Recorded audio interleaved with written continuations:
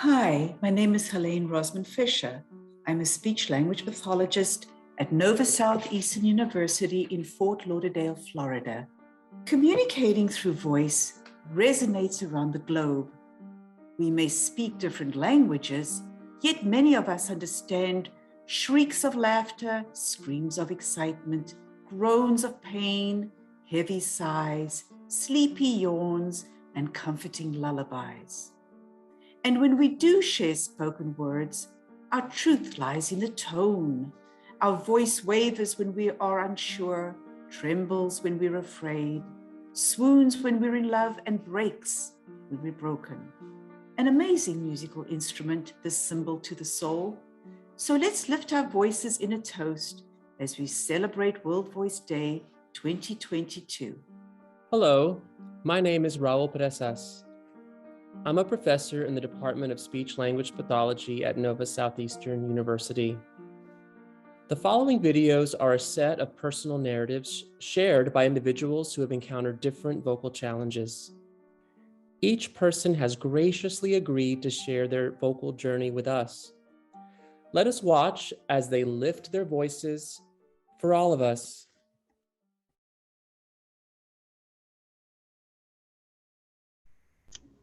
Hi, everyone. I had thyroid cancer, and I had 2 surgeries. I had surgery to remove my left and my right thyroid because I had papillary thyroid cancer. That surgery left me without my physical voice, which changed my life.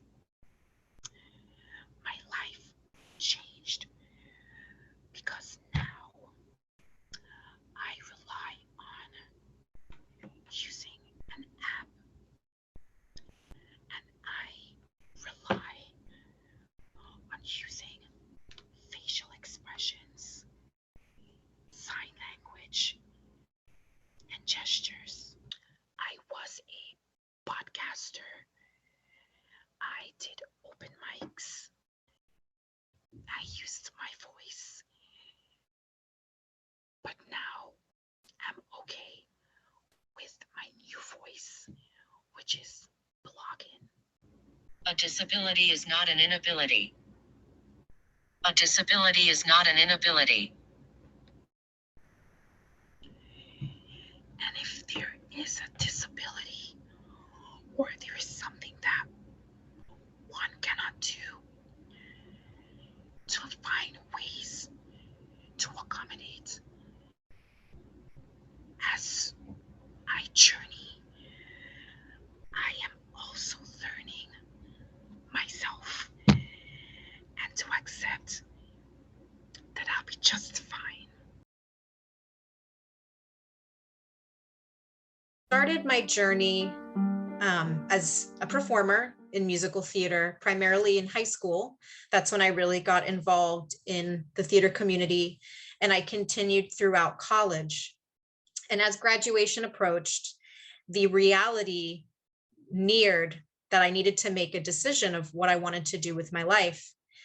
And I saw so many of my friends and colleagues, primarily females, really struggle. And the discussion of how challenging it is to be a female in the theatrical world being so difficult was at the forefront of my mind. It's very competitive and it can be very lonely. And I decided for myself that that's not a journey that I wanted to go down. And it had me upset because I consider musical theater and performing as part of my very essence, a part of who I am, my DNA. I have been dancing since I was around 2 years old. So I felt like I was giving up a part of myself.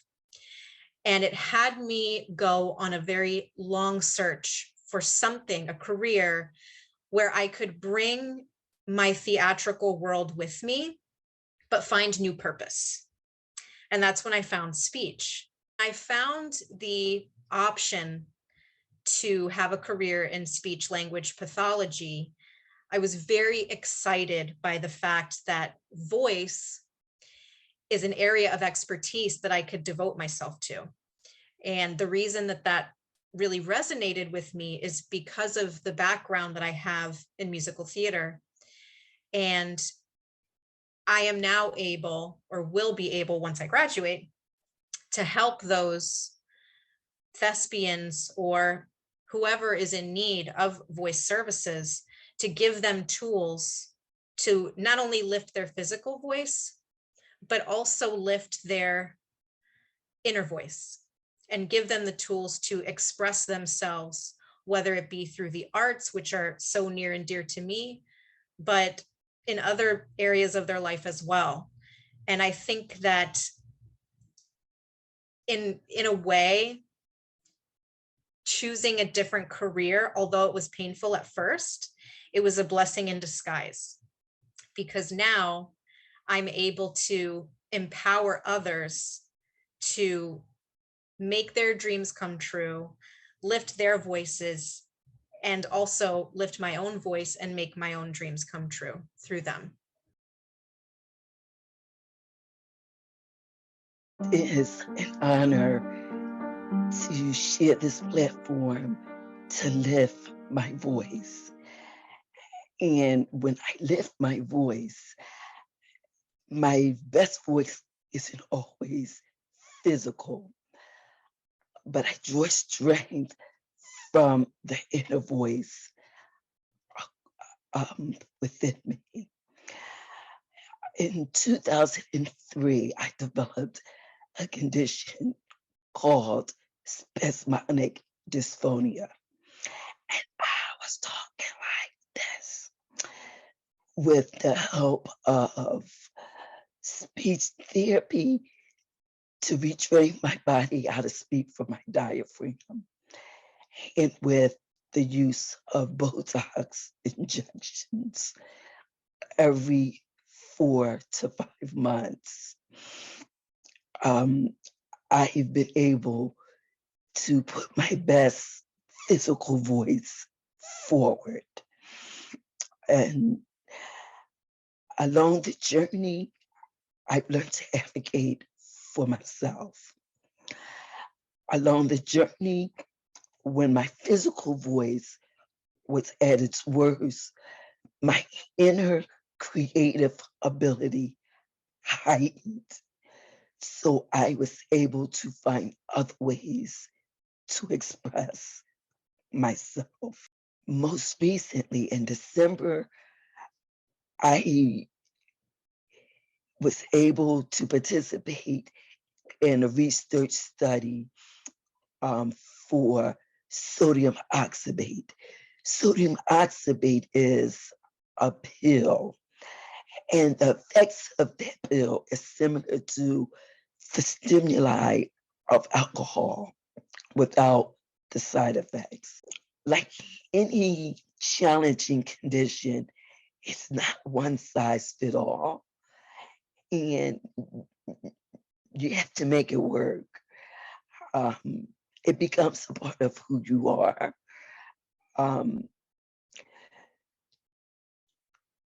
It makes, and there's a saying, what doesn't kill you makes you stronger.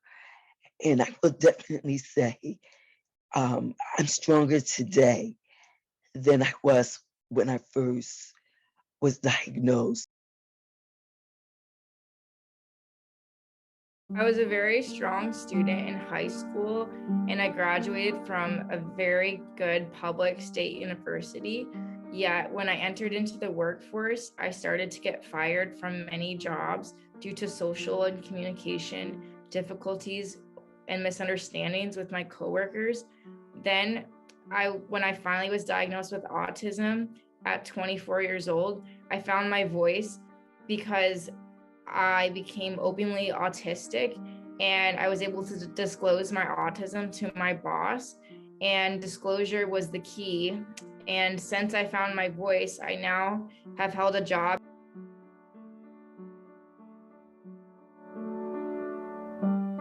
Ever since I was young, I always wanted to sing.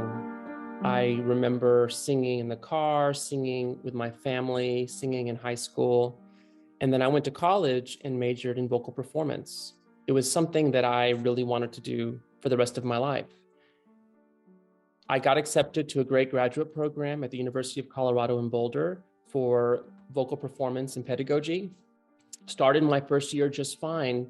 And then towards the end of my first year, I started to develop some tension in my voice. I had difficulty, singing the higher notes, singing for longer periods of time. I noticed my voice range was changing.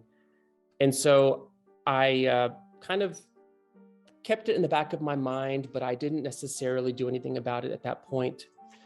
Then came the final voice jury of the year. And I went up in front of my peers, in front of my professors, and I sang the music that I was intending to sing. And during that moment, I realized that I couldn't really sing it very well. There had developed some very pronounced tension in my voice. And as a result of that jury, although I had a 4.0 grade point average, my department put me on academic probation for the year into the summer and fall. I'll never forget sitting in my chair's office as she's telling me all of this and just feeling this overwhelming sense of sadness. Your voice is really your instrument. As a singer, it's one thing to play the piano, which is wonderful, or another instrument, but it's actually part of you, your voice. It's within you. And so I just remember crying in her office, completely devastated. And then it wasn't until later I found out from an ENT and an SLP that I had mild muscle tension dysphonia, and I had developed pre-nodules. And it was at that moment that I started to work on my speaking voice, because at the time, my voice kind of sounded like this, a little bit lower. And I've worked over the years to really kind of bring it up and increase it.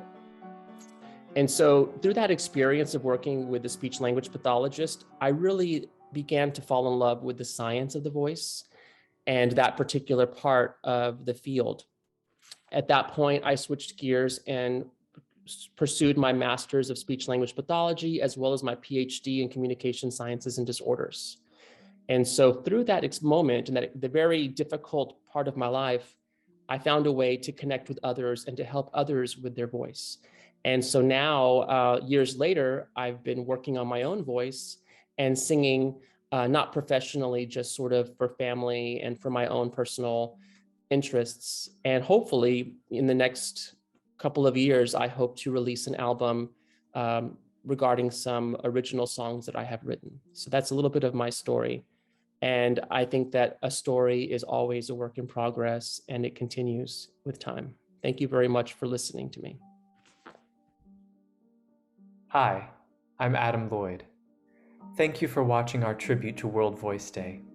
In this video, we highlighted some voices that have been challenged. The voice is the sound of the soul, through which we express our inner feelings, hopes, and desires to the outside world. It's the way we connect with others around us. At Nova Southeastern University, the University of Miami, and centers all over the world, we are dedicated to lifting the voices of all those who need support for finding and freeing that element that makes us unique and special, the voice. Happy World Voice Day. Lift your voice.